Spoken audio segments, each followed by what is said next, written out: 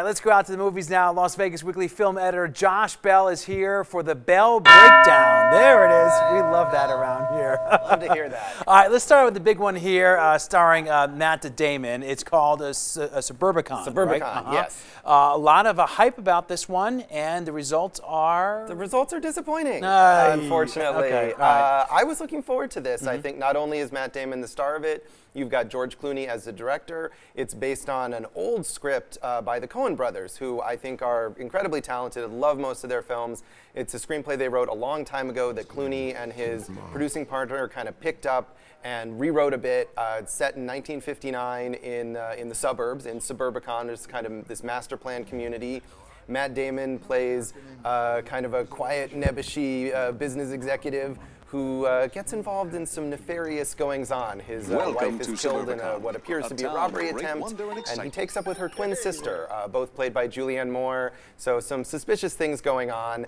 And that has kind of a Coen Brothers, like, dark comic flavor to it, although I think Clooney as a director maybe can't bring out the right balance of wackiness and darkness in the same way that the Coens do. But he also adds this subplot about an African-American family, the first to move into this suburb, trying to do kind of some social commentary, which is something that Clooney does in his films, and it just doesn't mesh very well. It's a little too much, perhaps. Yeah, and it's a mix of seriousness and comedy that's kind of jarring. Oscar Isaac is great in the small role as an insurance investigator, but that's about the best thing I can say about this movie. All right, we're going to move on here to Jigsaw. This is the reboot of the Saw series. It is. I haven't seen one of these because well, that I don't was a do smart scary, choice. I don't do gory, so I stay away. But this is the prequel, is that right? No, or is that, this what is is just, this? well, yeah, it's hard to say. Okay. The continuity of these movies is so messed up that it's both a prequel and a sequel in many ways. Well, that's new to me. Which would apply to pretty much all of the later Saw movies, because they keep going back and rewriting the continuity.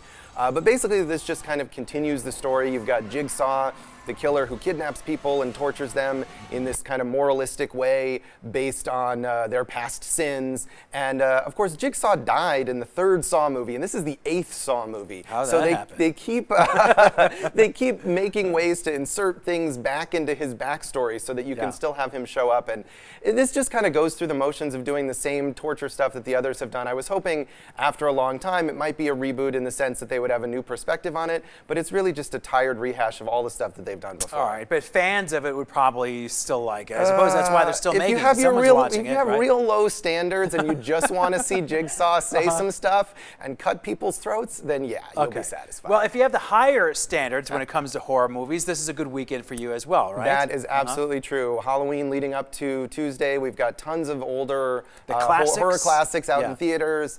Some of my favorites, the original Halloween, John Carpenter's Halloween, will be showing on Saturday at the Eclipse Theaters downtown. A Nightmare on Elm Street, the original from Wes Craven, also at Eclipse on Sunday.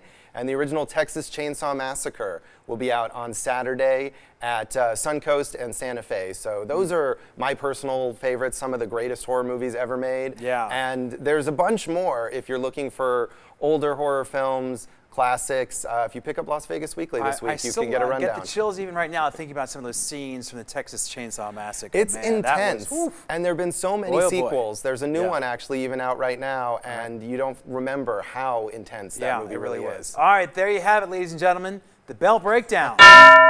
We'll be right back, everyone.